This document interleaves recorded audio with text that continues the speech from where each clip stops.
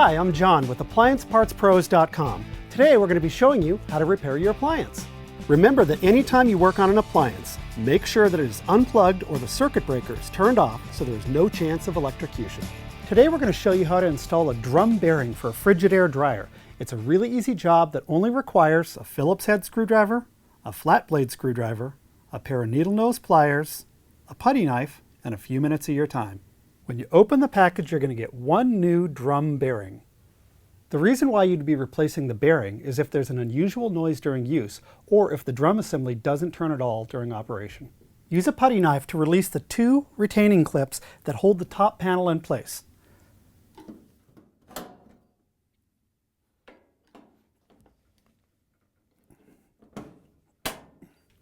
Then tilt back the top panel and rest it on something secure.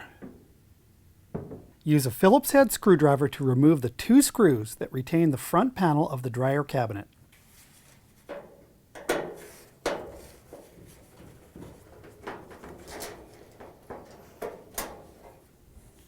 Afterwards, firmly pull the front panel forward, which will release it from the retaining clips. Disconnecting the door switch allows you to completely remove the front panel assembly. Note the location of the two door switch wires. Then use a pair of needle nose pliers to remove the two wires. Lift up and then remove the front panel and set it aside. While you can reach under the drum assembly to access the belt tensioner, for many it might be easier to release the belt through the rear access panel. Use a Phillips head screwdriver to remove the two screws that retain the access panel to the dryer. Afterwards, remove the access panel, pull back on the belt tensioner, and then remove the belt from the motor pulley. With the belt removed from the tensioner assembly, you can now remove the belt from the drum.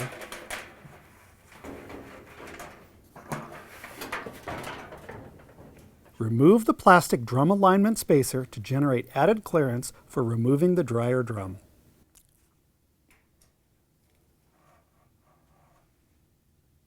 Then, remove the dryer drum.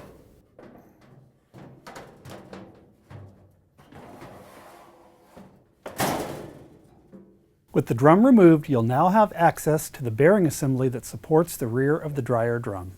On the back side of the dryer cabinet, use one hand to hold the rectangle-shaped bracket. Then, on the inside of the dryer cabinet, use a 5/16 inch nut driver to remove the two screws that hold the drum bearing in place. Afterwards, remove the bearing assembly, and then remove the rectangle-shaped bracket.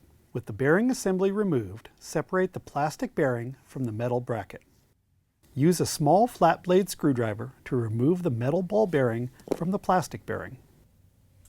Here's the old drum bearing next to the new one. If you already have the new part, great. If not, you can get it at AppliancePartsPros.com. Apply some high-temp grease to the inside of the new plastic bearing. Then, apply a dab of grease to the hole where the metal ball bearing mounts. Afterwards, fit the metal ball bearing into the hole. Reinstall the old bracket onto the new plastic bearing.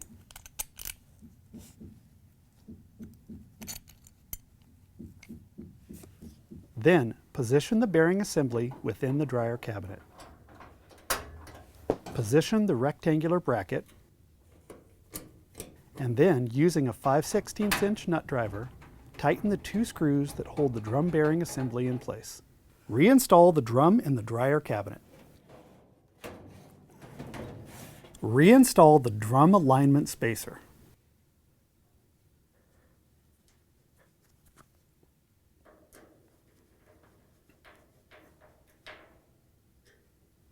Reinstall the drive belt onto the dryer drum. Remember that the rib side of the belt faces towards the drum. Put the drive belt on the motor pulley, then reconnect the belt tensioner assembly.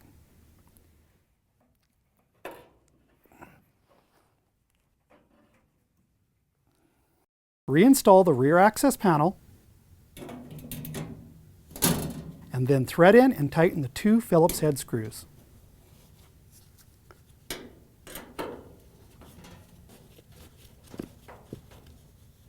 Reinstall the front panel, making sure that the small openings on the bottom of the panel align with the two metal tabs on the dryer cabinet. Reconnect the two wires to the door switch. In our case, the gray wire goes in the middle, the blue wire goes on the side. Afterwards, lift up on the top of the dryer drum, then tilt the panel all the way into position. Once the panel is in place, thread in and tighten the two Phillips head retaining screws.